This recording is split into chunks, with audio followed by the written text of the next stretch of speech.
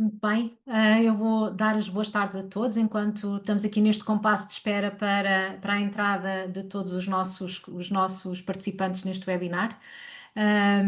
E enquanto estamos aqui neste compasso de espera, dou as boas-vindas a todos.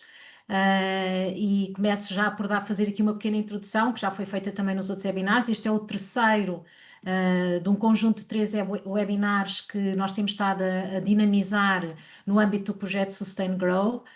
Vou voltar a dizer, e já vi que há pessoas aqui que já estiveram nos anteriores, pronto, e vou-me repetir um bocadinho, mas pronto, dizer que este Sustain Grow é um projeto aprovado no âmbito do PRR e que tem como objetivo a criação de um sistema de sustentabilidade, de uma certificação de sustentabilidade muito focado nas culturas intensivas da região de Alqueva. O objetivo deste projeto surgiu aqui de uma demanda ou de um desafio ou de uma necessidade que a tutela tinha de alguma forma criar este sistema que permitisse criar aqui alguns indicadores de sustentabilidade que estas empresas possam de alguma forma pôr em prática e que com isso minimizar o impacto quer ambiental, quer social da produção nesta zona de intervenção. Portanto, este sistema de certificação é um sistema que tem 4 pilares. Portanto, tem o pilar ambiental, que foi falado no primeiro webinar que nós tivemos na sexta-feira passada. Depois tem uma componente também económica e de governança, que foi abordado na segunda-feira passada, e também tem uma componente social que vai ser hoje aqui abordada com o nosso orador convidado.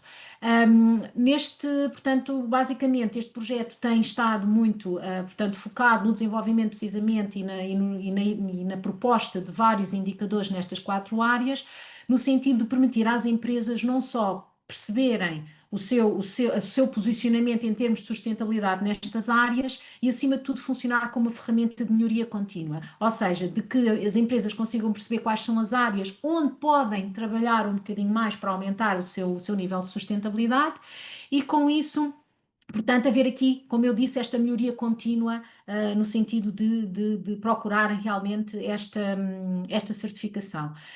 Que tal como temos vindo a falar, e agora é quase impossível não pegarmos em assuntos que já foram abordados nos webinars anteriores e perceber, e aquilo que temos estado a perceber até agora é que esta certificação de sustentabilidade deve ser vista como uma oportunidade, não é? Não só uma oportunidade de melhoria, mas também de valorização da própria produção, e porque não podemos esquecer que na sustentabilidade a parte económica é fundamental e, portanto, é interessante ver a abordagem que qualquer um de nós temos tido até agora, ver realmente esta situação não como um custo, apesar de ter custos envolvidos, mas como uma oportunidade. E, portanto, é nesse sentido que nós hoje vamos também dar continuidade e agora que nós já temos a sala um bocadinho mais composta, eu vou então dar aqui início propriamente dito e apresentar aqui os nossos oradores. A Lívia já tem estado connosco desde nos webinars anteriores, é a técnica do SF Collab, que tem tido aqui um papel muito importante na operacionalização da plataforma, que depois vai ser mostrada no final, e que vai abordar um bocadinho hoje mais a questão social. E temos como orador convidado hoje Miguel Fialho da Maravilha Farms, que tem uma relação interessante com a Luz ao Morango, que esteve aqui na segunda-feira ao final do dia connosco e que vem aqui um bocadinho falar precisamente destas questões das práticas sociais, qual a importância que elas têm para a empresa, qual é que é, ao fim e ao cabo, também aquilo que reconhecem do benefício que essas práticas têm. Só de dizer que esta questão do convite à Maravilha Farms por parte aqui do Cotton também surgiu já do conhecimento prévio que nós tínhamos de várias iniciativas onde a Maravilha Farms estava envolvida e várias iniciativas em que se envolveu muito neste âmbito social e, portanto, o convite partiu também daí. Muito bem, posto isto, eu vou passar a palavra a quem sabe direito. Miguel, antes de mais, agradecer imensa disponibilidade para estar aqui connosco, para partilhar aqui um bocadinho também aquilo que tem sido o trabalho que a Maravilha Farms tem feito neste âmbito. Eu vou começar um bocadinho por aí. Pronto, vou questionar para já qual é a importância que a Maravilha Farms dá precisamente a esta sustentabilidade social, e depois pedia que desenvolvesse um bocadinho em alguns projetos onde vocês têm estado desenvolvidos e qual é que tem sido o impacto que gostava de destacar precisamente desses projetos. Boa tarde, Carmo, e a todos os participantes. Se calhar, antes de começar por aí, explicar um bocadinho quem é que eu sou e o que é a Maravilha Farms Ótimo, ótimo, e o claro. que é que nós fazemos. Depois passo mais ao detalhe à sustentabilidade social. Pronto, como a Carmen disse, o meu nome é Miguel Fialho, eu sou o responsável da Maravilha Farms e da Atlas Berry Farms, são as duas empresas do grupo Writer Affiliated Companies. É um grupo americano, que tem operações no mundo inteiro. A Maravilha Farms é a empresa portuguesa, onde opera aqui no sudoeste alentejano. Ainda não estamos dentro da abrangência do Alqueva, ainda, quem sabe mais tarde. E temos operações aqui, temos operações no Algarve também. E a Atlas Berry Farms é a empresa que está sediada em Marrocos e que tem operações no norte de Marrocos e no sul também. Dizer-vos que o grupo Writer Affiliated Companies é um grupo familiar, apesar de ser um grupo multinacional e estar em várias partes do mundo.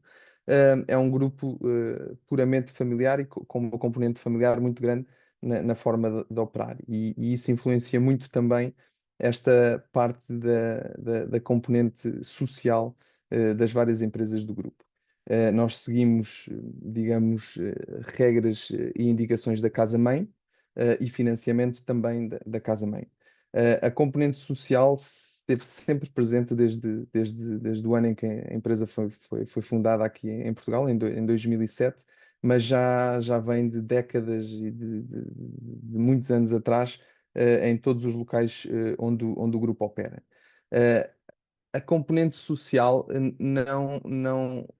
ou seja, ela é introduzida no nosso modelo de negócio, não tanto pela marca do produto em si que nós vendemos, porque nós não vendemos sobre a marca Maravilha Farms, mas sim sobre o reconhecimento da empresa como um empregador e um empregador de excelência e alguém que opera numa determinada comunidade e que tem a sua responsabilidade social também para com essa comunidade.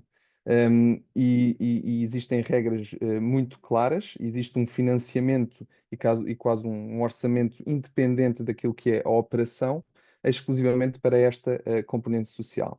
Porque quando se fala em modelos de negócio mais intensivos, eu diria que o nosso é intensivo na questão da mão de obra.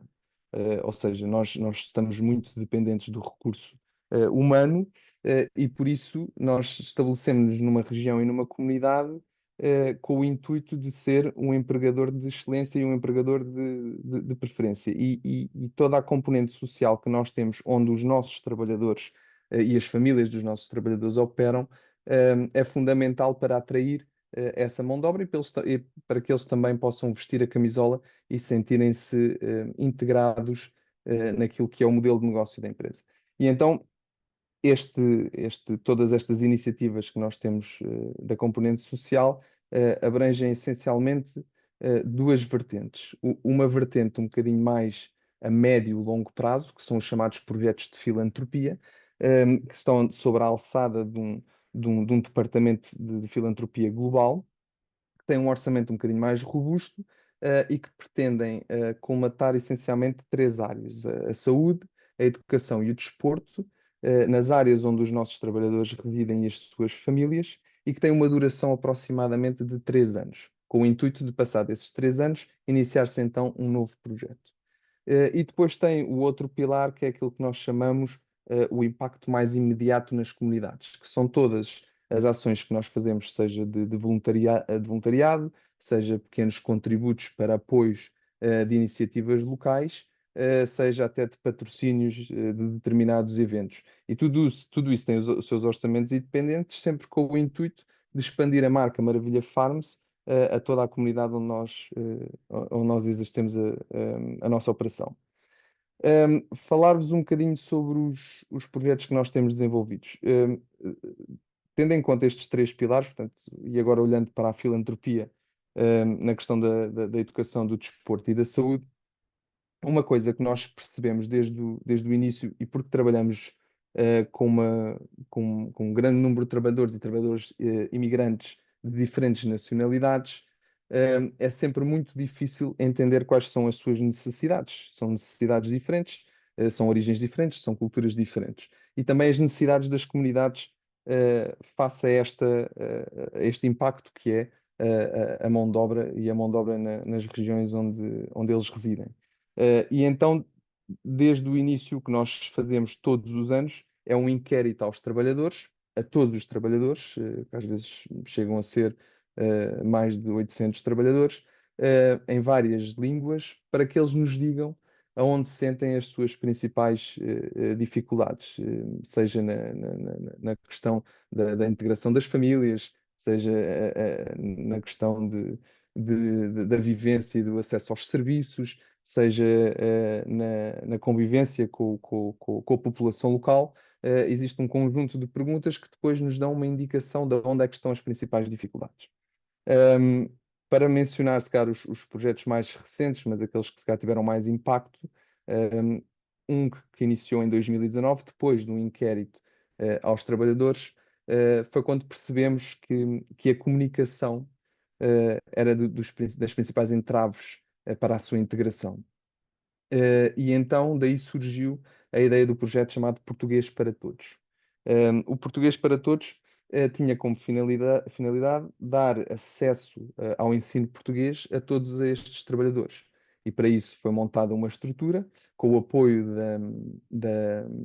do agrupamento de escolas de São Teotónio, que é onde temos a nossa maior fatia da mão de obra, para que fossem dadas aulas de português após laboral a todos estes trabalhadores, gratuitamente, para que então pudessem desenvolver a língua portuguesa. E isto decorreu durante 3 anos, teve uma aderência bem melhor do que aquilo que estávamos à espera. Houve também a participação de outras empresas, inclusive com financiamento, onde nós disponibilizávamos transporte para as aulas, para aprenderem português e do regresso sempre no fim do dia de trabalho. Mais recentemente, e porque passaram os tais 3 anos deste projeto, começámos há cerca de um ano e meio um novo projeto, desta vez mais direcionado à saúde. Também em resultado de um inquérito feito aos trabalhadores, mas também com o desafio da Unidade de Saúde do Litoral Alentejano, mais propriamente aqui do Centro de Saúde de Odmira, em que nos foi transmitida a dificuldade que tinham em perceber quais eram as necessidades ao nível da saúde e qual era o background de todas estas nacionalidades no questão da prevenção de saúde, seja na vacinação, seja no acesso aos serviços, seja inclusive em casos mais graves.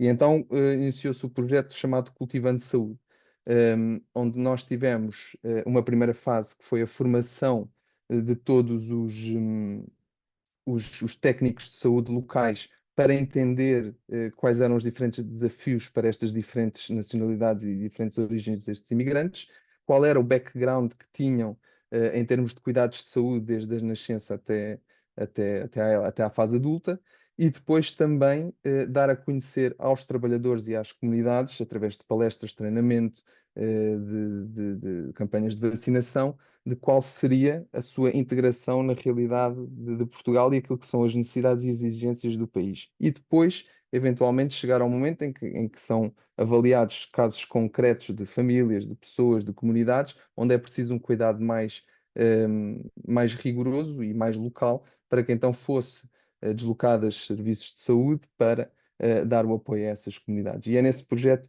que nós estamos agora, que ainda tem pela frente um ano e meio, mais ou menos até terminar os 3 anos, e que também tem tido uma grande visibilidade, apoio, inclusive aderência de outros produtores e de outras empresas da região, e que para isso temos contato também com o apoio da Taipa, que é uma organização local de integração dos imigrantes e que também têm sido fantásticos neste projeto e noutros que também temos desenvolvidos com eles. Não ouço, cara. Mas não, porque eu estava com o microfone desligado. Miguel, agora falando, e pronto, e já nos deu aqui uma panorâmica de um conjunto de projetos nos quais vocês estão envolvidos, que impactos é que vocês têm notado desses projetos nos trabalhadores ou mesmo na atividade da empresa? Olha, começando se cá pelo português para todos, eh, há um impacto que é medido, e que é bastante importante para nós, que é a capacidade de reter os trabalhadores e garantir que esses trabalhadores se estabeleçam na região. E então, uma das medidas que nós temos é perceber do nosso universo de trabalhadores, quantos é que se fixam, quantos é que se mantêm aqui porque se sentem integrados, porque eventualmente conseguiram adquirir hum, pelo menos os básicos na comunicação de português, hum, e inclusive a trazer as suas famílias. E isso nós temos vindo a notar, e dados provam isso, que isso tem sido uma crescente ao longo dos anos. Isso também porque nos traz benefícios diretos à nossa operação, ou seja, trabalhadores que se estabelecem, que regressem ano após ano. Nós temos uma sazonalidade nas nossas operações. Adquirem eficiências, adquirem conhecimento, adquirem uma relação com a empresa e com isso dá ganhos diretos, inclusive na nossa operação e na nossa eficiência operativa. E isso fez-nos chegar ao ano que passou a mais de 75% da nossa mão de obra ser recorrente com mais de 2 anos na operação. E isso é um dos maiores ganhos que nós tivemos com todos estes projetos que nós temos.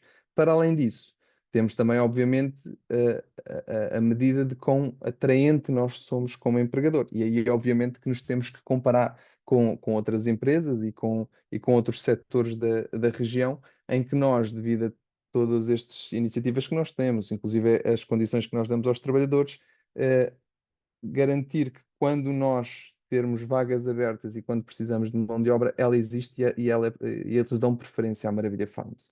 Para além disso, obviamente, o reconhecimento da empresa como uma empresa na região que tem práticas sustentáveis e que eventualmente são de replicar noutros setores e noutras empresas.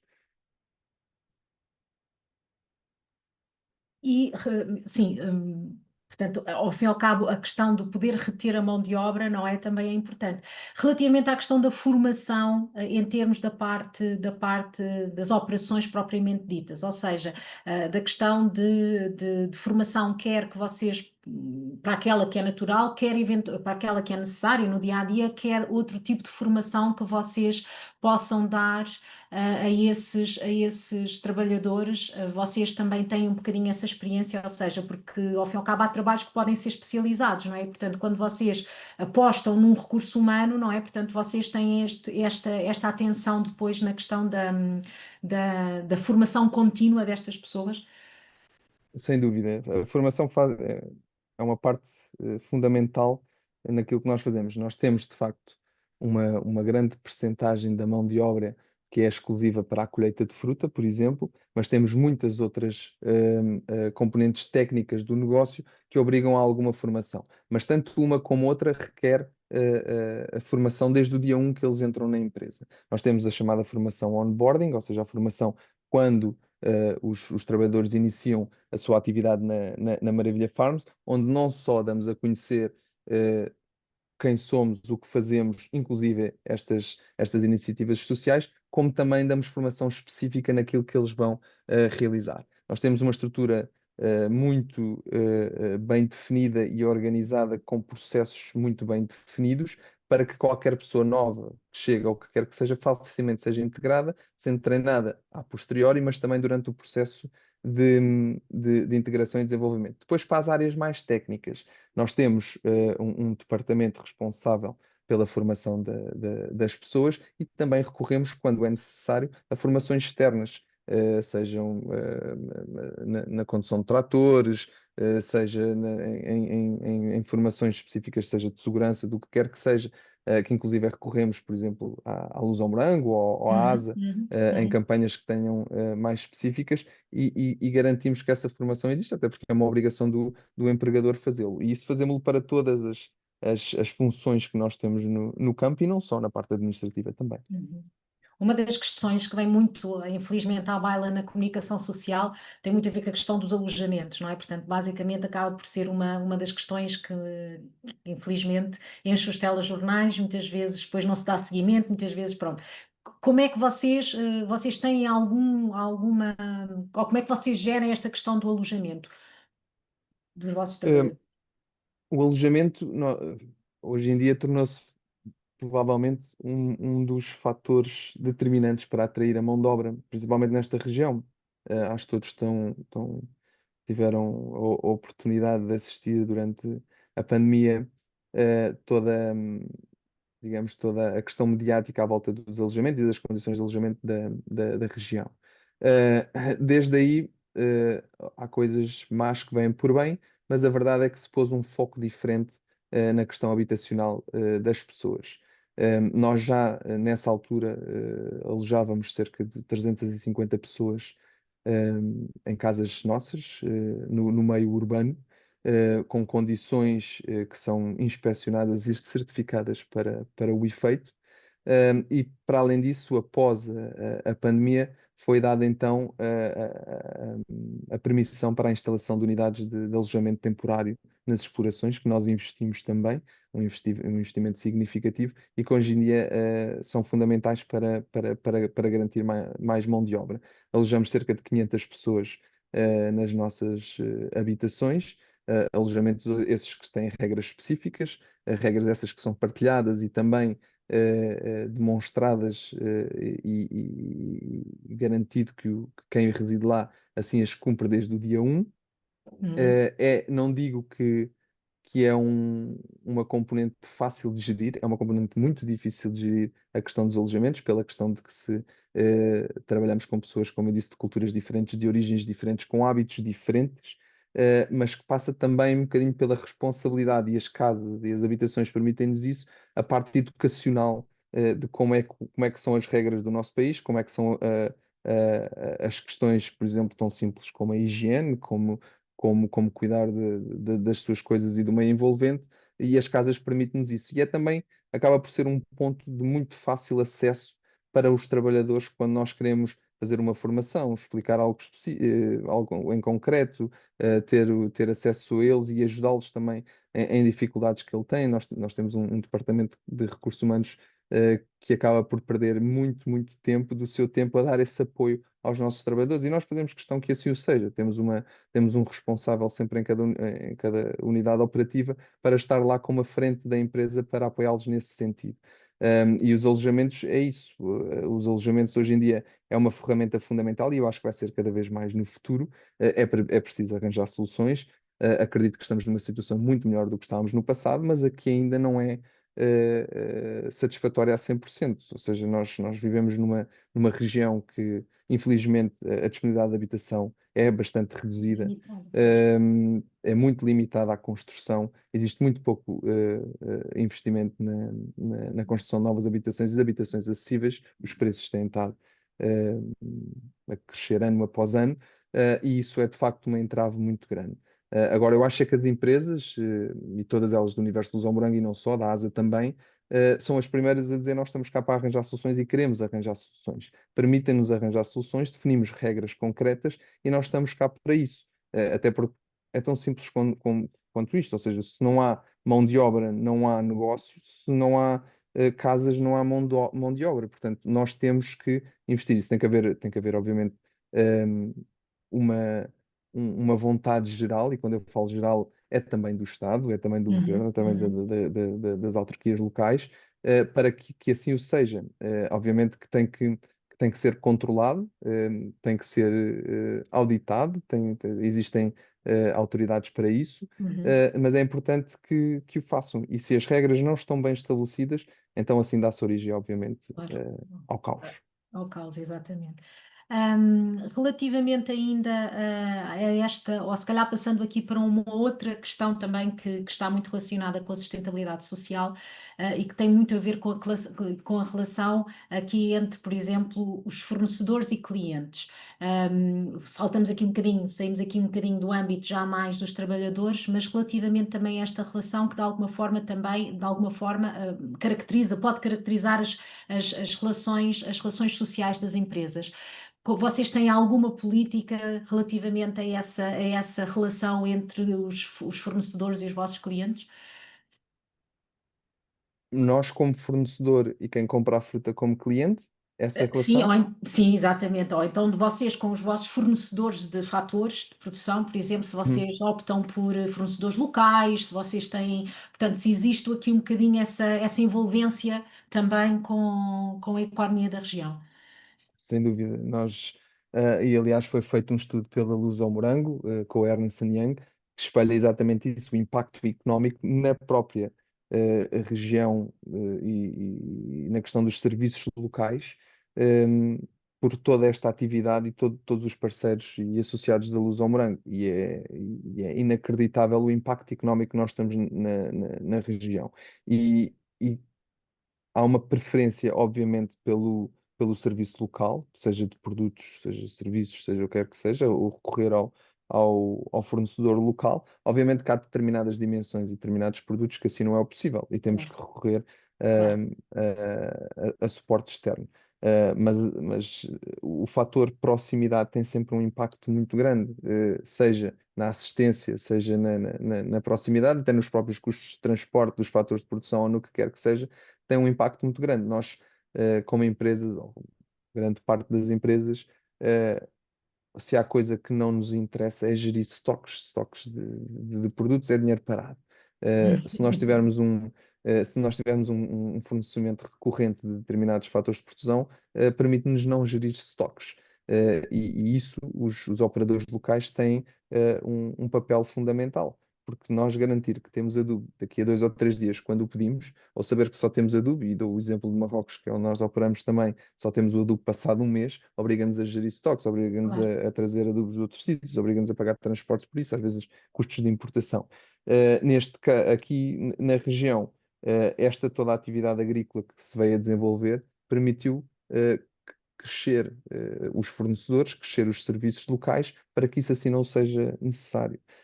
E por isso, obviamente, que o recorrer a fornecedores locais é fundamental e temos grandes exemplos de parcerias muito fortes aqui na região e a organização de produtores nesse aspecto também tem um papel fundamental, porque não só permite dar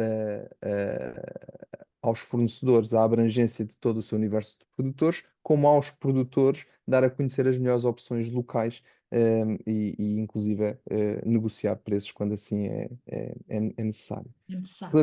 Relativamente ao nosso cliente, digamos assim, e mais nestas questões sociais, um, nós exportamos 98% da nossa produção para o norte da Europa.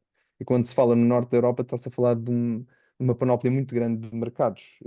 Mercados esses que são conhecidos pelo seu elevado nível de exigência em todas estas questões de sustentabilidade, mas também da qualidade e da segurança do produto final. Portanto, eles são os primeiros a impor regras, certificações e cuidados, seja ao nível da gestão da mão de obra, seja ao nível das práticas ambientais, seja até inclusive das práticas sociais, que só nos permite ter acesso a esses mercados se elas forem Uhum. cumpridas.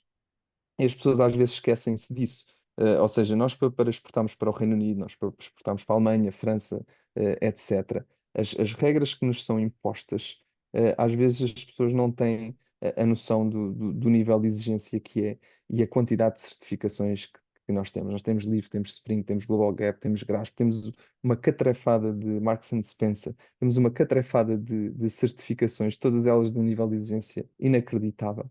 Mas é a única forma de nós chegarmos ao mercado. Portanto, mesmo que não parta a iniciativa por parte da empresa, o mercado assim o exige. O mercado vai exigindo, não é? E se nós não o tivermos, não temos espaço na prateleira. É, exatamente. Também dos objetivos que nós queremos muito com este projeto é a questão da comunicação, não é? Portanto, quer seja a comunicação muito para o consumidor, que às vezes estas questões passam muito, consumidor nacional, essencialmente, e não só, passam muito ao lado, é aquilo que estavas a dizer, ou seja, há um conjunto de certificações que muita gente não tem a menor noção do que é que isso é, nem o que é que isso representa. E passando então aqui para a questão da comunicação. A comunicação é algo que é muito, muito importante e que tem um impacto, que a gente sabe, social enorme, e portanto gostaria muito que tu me desse um bocadinho a vossa visão da imagem que a Maravilha Farms tem junto da população em geral, já não estou a falar dentro dos trabalhadores, mas da Uhum. comunidade onde vocês estão inseridos, e como é que vocês fazem essa comunicação? Se há algo que nos orgulha aqui na região, eu acho que é a percepção das empresas, da comunidade sobre a Maravilha Farms. Nós fomos provavelmente um dos primeiros a estabelecer-se aqui na região e graças muito a esta componente de uma empresa familiar, mas multinacional com experiências em várias partes do mundo, permitiu-nos logo desde o início ter essa preocupação de como é que é a percepção da empresa para a comunidade local. Eu atrevo-me a dizer que hoje somos bem reconhecidos na região pelas práticas que vimos que temos executado ao longo desses anos, e isso enche-nos também um bocadinho de orgulho, e acho que é fundamental para lá está, para sermos bem integrados e para conseguir continuar com o nosso negócio, por muitos anos que assim o seja, na região onde nós operamos. A comunicação. A comunicação, nós já tivemos várias fases na empresa onde demos mais relevância à comunicação e outras alturas em que demos menos. Nós temos um departamento de comunicação global, que nos dá apoio aqui também, e que sempre teve o cuidado de fazer esta comunicação da empresa não como o produto final, não como a marca do produto. Nós não vendemos sobre a marca Maravilha Farms, eu já tinha Pois. explicado isso. Portanto, a nossa maior preocupação na comunicação não é para com o consumidor final, porque eles não reconhecem no produto a Maravilha Farms. Portanto, a nossa comunicação é essencialmente para exatamente ter uma boa percepção da comunidade naquilo que nós Uhum. fazemos e no seio dos trabalhadores também. Nós temos uma comunicação interna muito forte, que essa é a nossa principal preocupação, é garantir que as pessoas de cá dentro sabem aquilo que nós fazemos, quais são os planos da empresa, qual é que é a estratégia da empresa, como é que Uhum. nós nos posicionamos no mercado global e etc. E também dar a conhecer todas estas iniciativas e atividades que nós temos feito ao longo do ano. E depois há também uma comunicação externa. Comunicação essa que já passou por momentos em que nós estávamos mais ativos nas redes sociais, hoje em dia estamos menos ativos nas redes sociais, gostamos de ter a marca associada em projetos ou iniciativas que Uhum. nós participamos, em donativos que fazemos, em campanhas de voluntariado que também às vezes fazemos aqui mesmo na comunidade.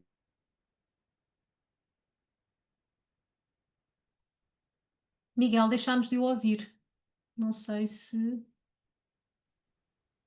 Não? Agora já está outra vez. Está? Desculpa. Bom, a internet acho que falhou aqui um bocadinho. Conseguem-me Mas ouvir agora já agora, está. Carmo? Não, agora está Já. perfeito, está Pronto. perfeito. Não sei onde é que eu fiquei, mas estava a Estava. dizer que a nossa comunicação é muito local, ou seja, é muito focada para a região e muito focada no nosso universo de trabalhadores e onde operamos. E a comunicação, digamos, mais abrangente e mais para os mercados. Então aí deixamos com o nosso parceiro comercial.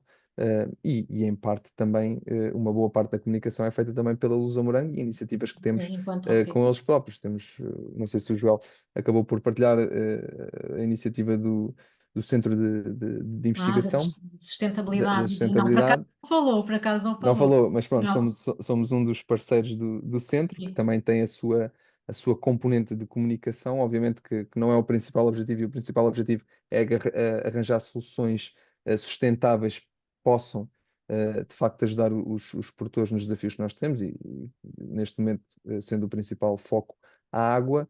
A eh, gestão da água.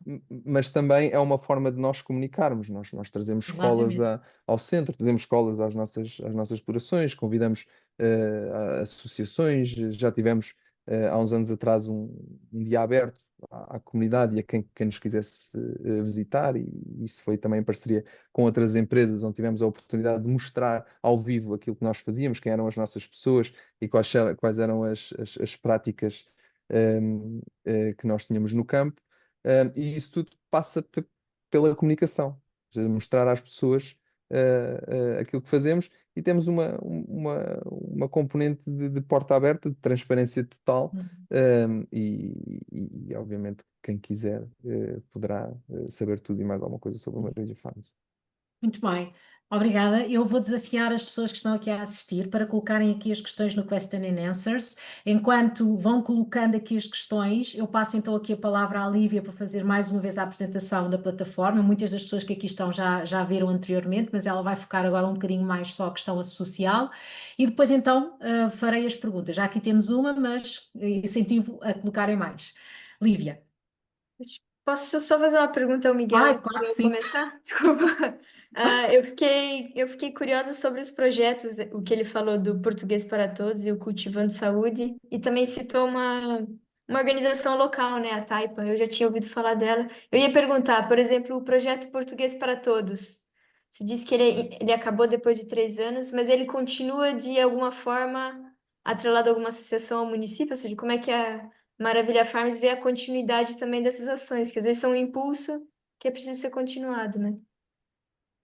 Sem dúvida, Lívia, não há dúvida que a continuidade dos projetos, é algo sempre preocupante, mas fixarmos a um projeto só não nos permite depois trazer novos projetos. Nós até chegámos a um momento, e ao fim de 3 anos, teríamos essa possibilidade, e a família e o Fundo de Filantropia assim o permitiriam continuar com o projeto. Mas ao continuarmos com um projeto, sabemos que temos verbas e que temos que decidir aonde queremos apostar. O Português para Todos começou, acredito que um sucesso muito grande, e com isso também começaram a surgir novas soluções para a aprendizagem de português na região e outras iniciativas semelhantes que aconteceram. O projeto teve continuidade na altura, o agrupamento de escolas também continuou, com menos aderência, acabou por também haver outras soluções existentes. E neste momento existem soluções de aprendizagem para português, não nos mesmos moldes, mas continua a haver na região e para trabalhadores imigrantes. Relativamente ao cultivante de saúde, o cultivante de saúde, nós, e como estão definidas as regras, nós temos sempre um parceiro para nos mediar aqui entre nós e o ator final da iniciativa.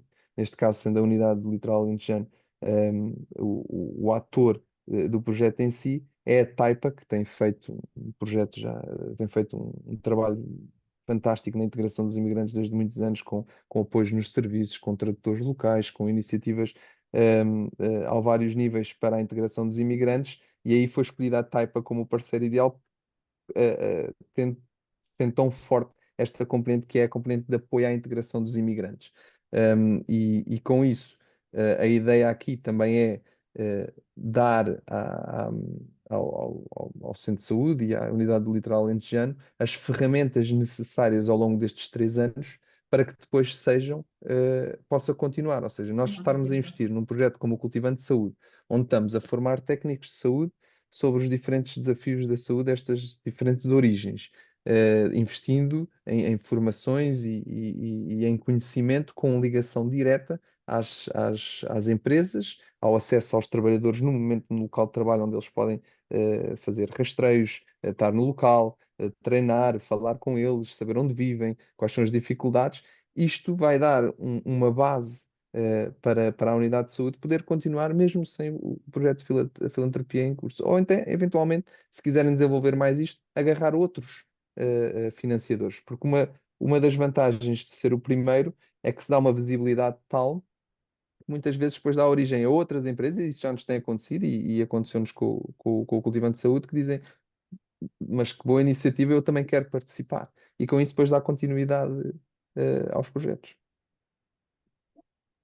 Obrigada, Isso.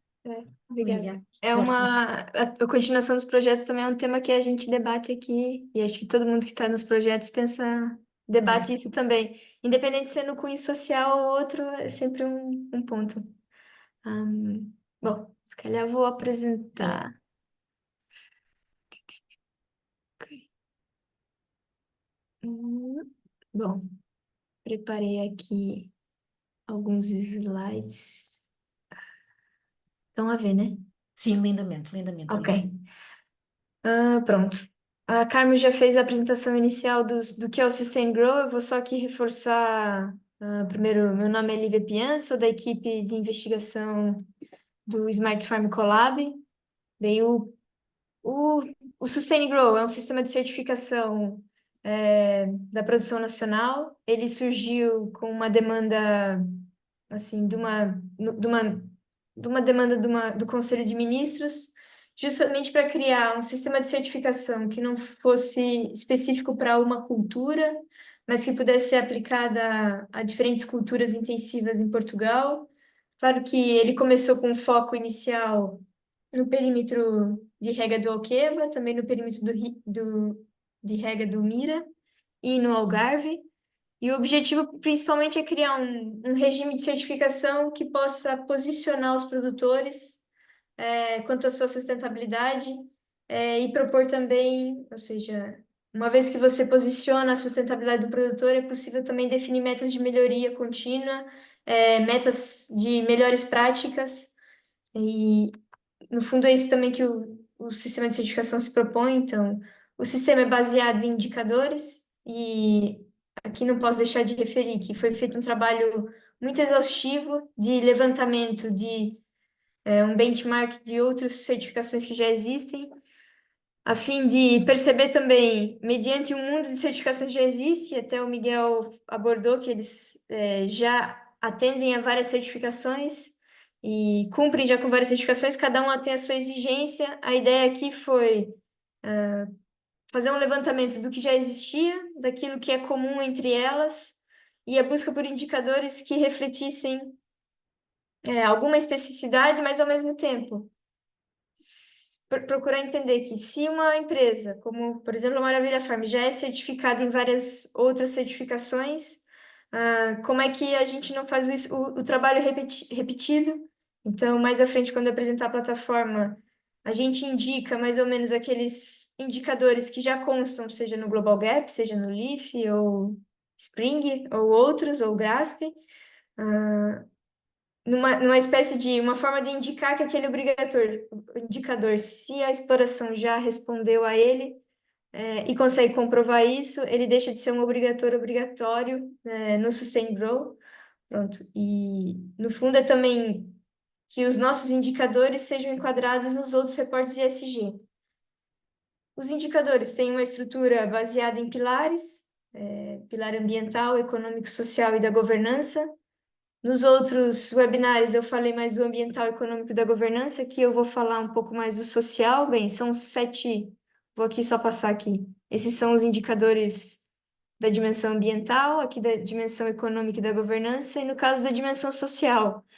Ao longo da conversa hoje com o Miguel, até a Carmen já foi levantando, por exemplo, e o próprio Miguel já levantou alguns indicadores relacionados à representação dos trabalhadores, comunicação junto com os trabalhadores, regulamentação de trabalho e direitos laborais. Por outra vertente, está a parte de atender às exigências, seja de higiene, segurança, saúde do trabalho, a relação com os fornecedores, ou seja, de comércio, e a própria comunidade. Acho que é interessante que o Miguel reforçou bem alguns indicadores relacionados à comunidade.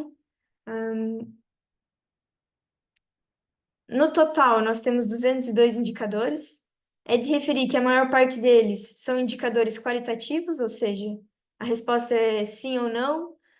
Um indicador mais fácil, vamos dizer assim, de responder. Depois, um dos aspectos que diferencia o referencial Sustain Grow são os indicadores quantitativos, ou seja, aqueles indicadores numéricos, e a partir dos indicadores numéricos, alguns a gente já conseguiu traçar uma classificação, ou seja, de acordo com uma porcentagem de resposta, a gente consegue pontuar 1, 2 ou 3 pontos mediante uma porcentagem mais elevada ou menos elevada. Por exemplo, qual a porcentagem de trabalhadores que percebem a sensibilização em agricultura sustentável? É uma pergunta muito direcionada a qual a porcentagem dos trabalhadores que recebeu algum tipo de formação. Isso pode ser 100%, 50%, e a partir disso tem uma pontuação associada. Já existem outros indicadores que a gente não consegue bem quantificar uma classificação imediata, então são indicadores de recolha de informação. Por exemplo, qual o volume de investimento em benefícios sociais para os trabalhadores? 1%, 0,5%, 0,1% do volume investido da empresa e nesse tipo de benefício, ou mesmo em benefícios para a comunidade. E nesse sentido, o referencial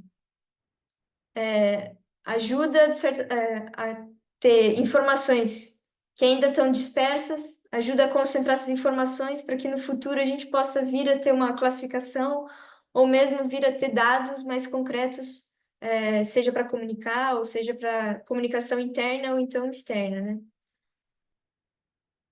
Todo esse conjunto de indicadores, ele existe concretamente. Como é que eu faço para responder aos indicadores e ter acesso aos indicadores? Bem, foi desenvolvida pelo projeto a plataforma do Sustain Grow, foi um trabalho desenvolvido pela equipe de informática do Smart Farm Collab. Ele está disponível no site do projeto e também por esse link da plataforma. é ali que se operacionaliza a resposta dos indicadores. Eu vou só apresentar aqui. Esse é o login inicial da página, é possível fazer o registro. Uma vez dentro da plataforma. A ideia foi que fosse muito simples e direto, mas tudo inicia pelo perfil. O perfil é onde é possível responder as informações de quem está respondendo ao questionário, os dados da empresa, e nesse caso é dividido por categoricamente, né, hierarquicamente.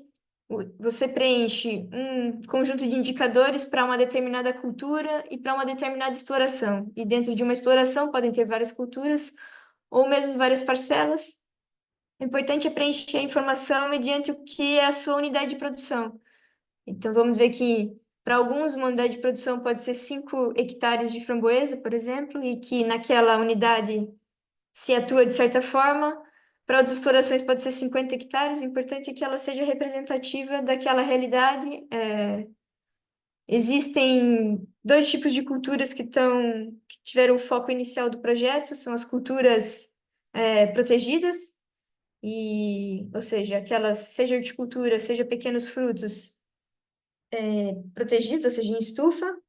Eles têm um conjunto de indicadores ambientais que diferem das culturas produzidas em campo aberto, que no início do projeto aqui está focado no olival, no abacate, no amendoal, ainda que esse conjunto de perguntas possa ser aplicado a outras culturas. Bem, vou avançar aqui para a aba de avaliações. Uma vez preenchido o perfil, é possível iniciar a resposta dos indicadores.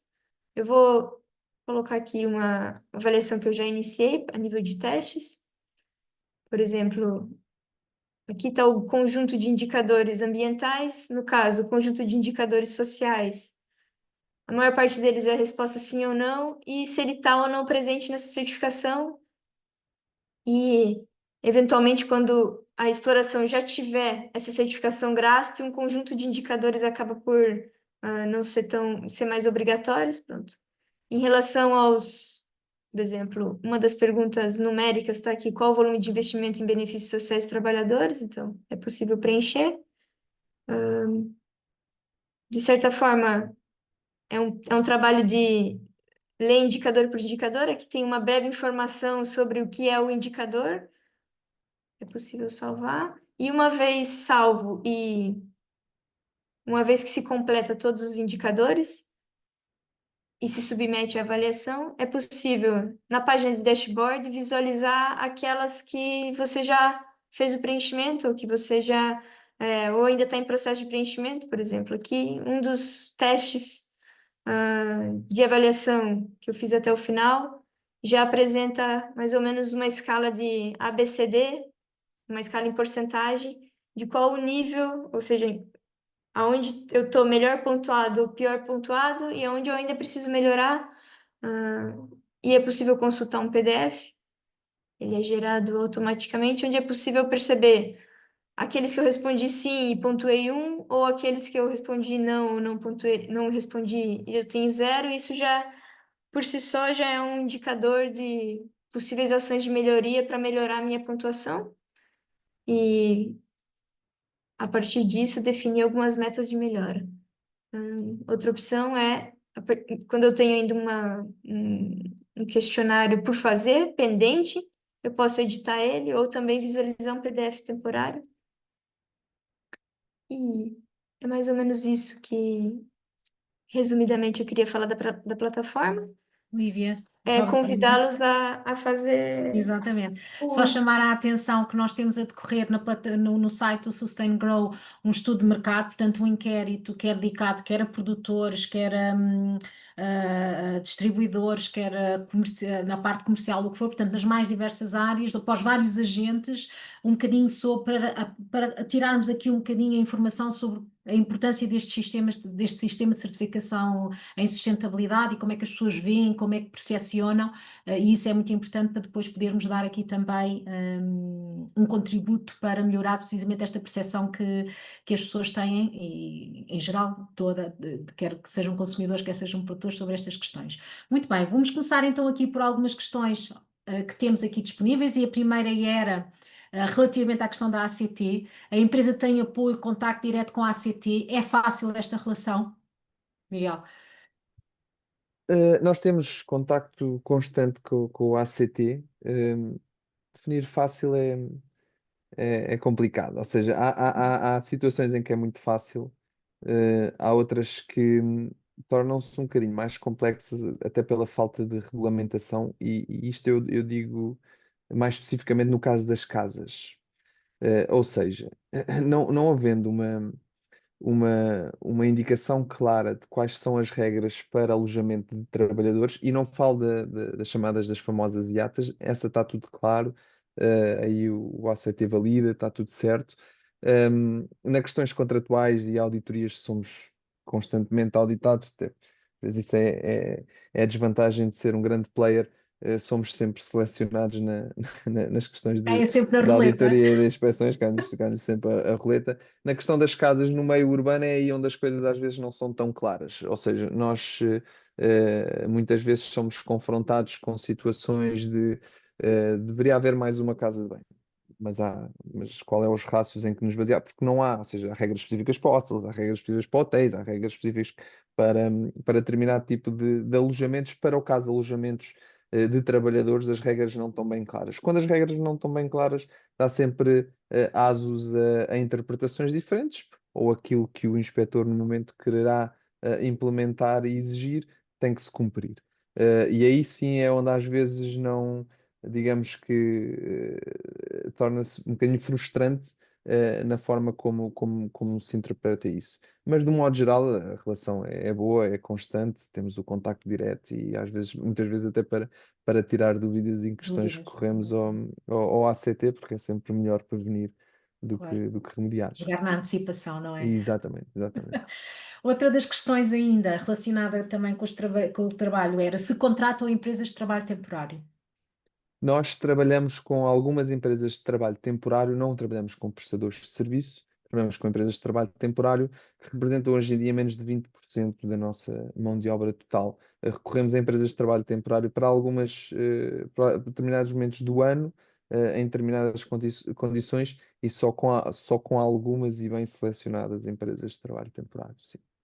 Ok. Relativamente, já que falou aqui em Marrocos, há aqui uma pergunta que é: quais as diferenças entre a realidade nacional e em Marrocos em termos da mão de obra e entidades de fiscalização? Ora, não há dúvida que Marrocos é um país impressionante, até na sua evolução nos últimos anos. Eu vou lá regularmente e cada vez que vou lá vejo mais e mais desenvolvimento e o crescimento tanto económico como em questões sociais, como no desenvolvimento e educação da população, surpreende-me cada vez que eu vou lá, e a velocidade de crescimento. Obviamente são situações diferentes e vêm de um historial não muito, ou relativamente recente, diferente do nosso. Mas a principal diferença entre aqui e Marrocos é que Marrocos recorre à mão de obra nacional. Quando se recorre à mão de obra nacional, a realidade é totalmente diferente. Porque nós aqui em Portugal temos, por um lado, a vantagem de recorrermos a mão de obra migrante, tem uma componente muito importante, que é: estas pessoas estão cá para trabalhar. Da mesma forma que quando nós fomos, e quando emigramos, e eu fui imigrante também, vivi 5 anos em Moçambique, quando fui trabalhar para fora, para o norte de Moçambique, eu tinha um objetivo claro: era trabalhar, era amealhar dinheiro, era desenvolver a minha carreira profissional e eventualmente voltar. E estas pessoas que vêm para cá têm o mesmo objetivo. Eles estão cá essencialmente para fazer dinheiro, os que estão cá para trabalhar, inclusive é com um tempo determinado. Em Marrocos a situação é um bocadinho diferente, porque quando nós trabalhamos com mão de obra que não é migrante, é mão de obra local, tem outras exigências, digamos assim, e tem outra ambição para aquilo que é o trabalho e a eficiência no trabalho. Para além disso, obviamente que o salário mínimo em Marrocos é bastante inferior ao salário mínimo aqui. E há uma muito maior competição por mão de obra do que há aqui. E para além disso, mesmo esta mão de obra que vem do estrangeiro, por incrível que pareça, eu espero que não me interpretem mal, mas é bastante mais evoluída, ou bastante não, mas relativamente mais evoluída do que a mão de obra existente nas zonas rurais de Marrocos, que é uma mão de obra com um baixo nível de educação, com condições relativamente diferentes e em condições de vida um bocadinho mais difíceis do que daquelas pessoas que vêm para cá. As questões de inspeções e os estándares lá. Os estándares de certificações que nós temos cá são os mesmos para Marrocos. Aquelas certificações que eu falei para os Sim. mercados que nós exportamos de Marrocos é os mesmos mercados que nós exportamos daqui. E então as exigências ao nível das certificações é exatamente a mesma. Obviamente que são adaptadas à região, à cultura e ao sítio onde nós operamos. E tem condicionantes que a cultura marroquina que não tem em Portugal. Mas em termos de certificação é tão elevada como a de cá.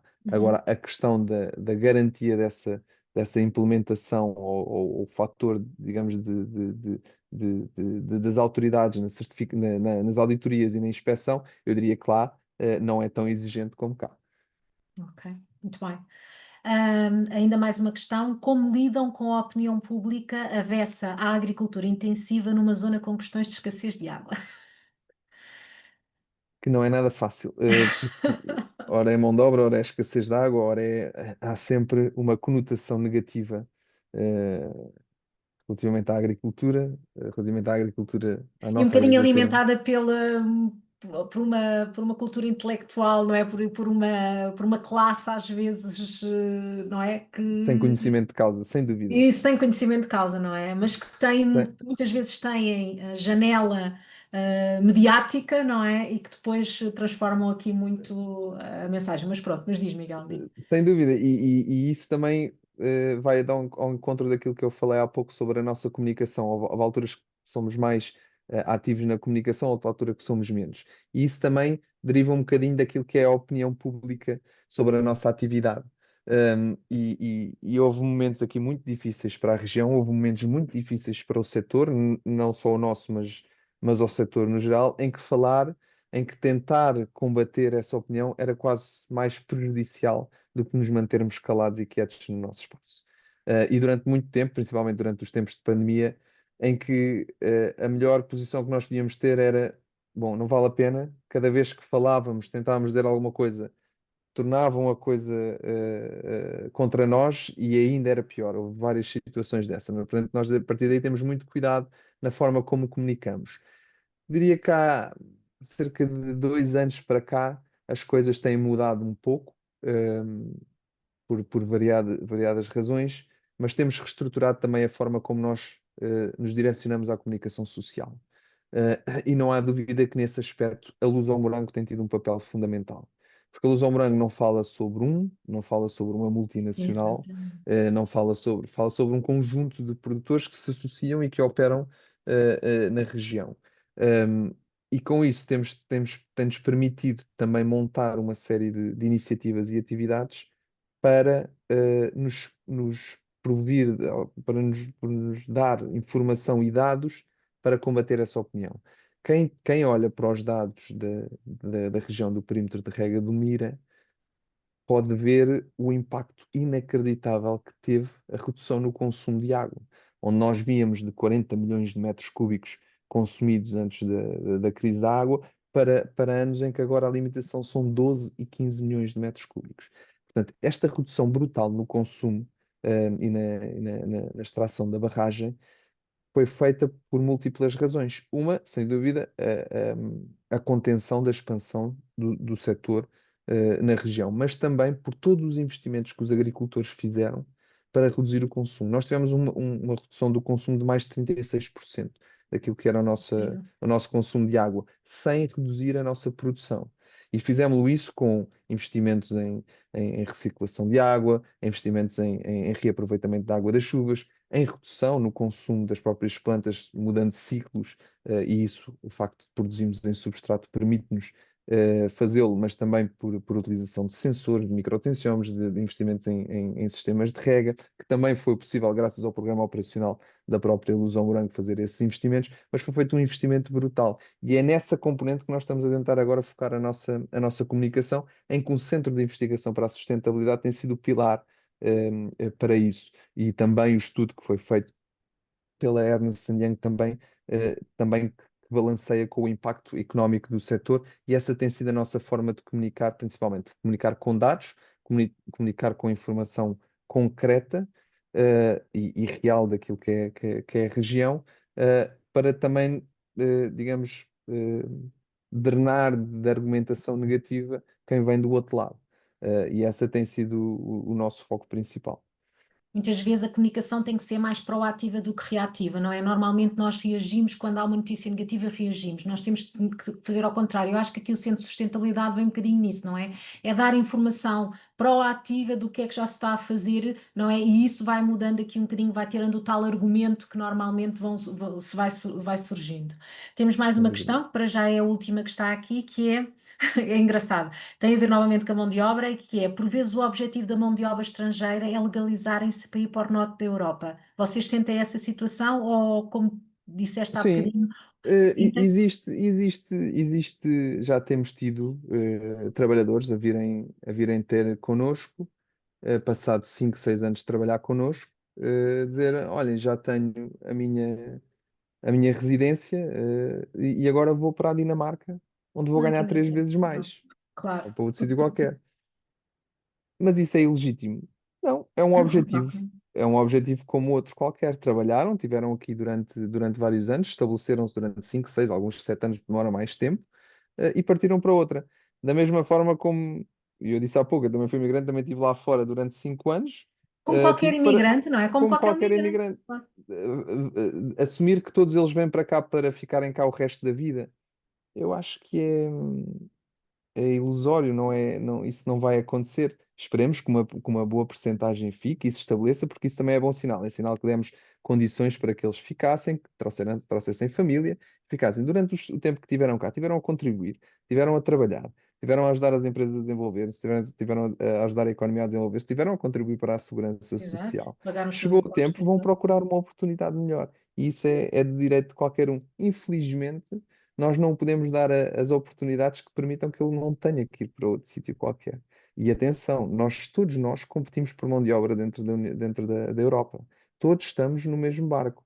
E nós já tivemos uma operação na Alemanha em que a situação da mão de obra ainda era mais complicada do que cá. E competíamos com outros países para a mão de obra. E isso é uma realidade. Os que vão permitir dar melhores condições assim que eles tenham a residência. Pois assim é Muito bem, natural. muito bem. Miguel, não há mais, não tenho mais questões. Não sei se há alguém que gostaria de falar em viva voz, que eu posso dar a oportunidade de falar, se quiser, dar aqui algum contributo. Lívia, não sei se tens mais alguma questão que gostasses de esclarecer. Não, acho que foi ótimo. Concordo também que eu também sou imigrante, né? Eu, eu Exatamente. entendo, eu entendo bem essa situação. O importante é isso que o Miguel referiu, é que ele venha, desempenhe um trabalho, seja bem recebido, tenha todas as condições possíveis, né? As perguntas que foram feitas aqui, ainda aquelas que falam do trabalho terceirizado, era uma que estava na minha cabeça, o Miguel já teve a oportunidade de responder. É isso. Ok.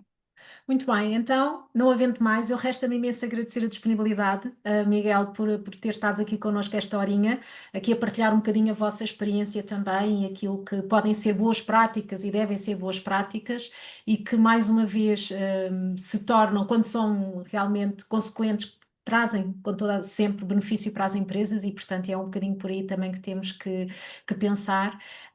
Agradecer à Lívia por ter estado também connosco nestes 13 webinars aqui a fazer a representação da nossa plataforma.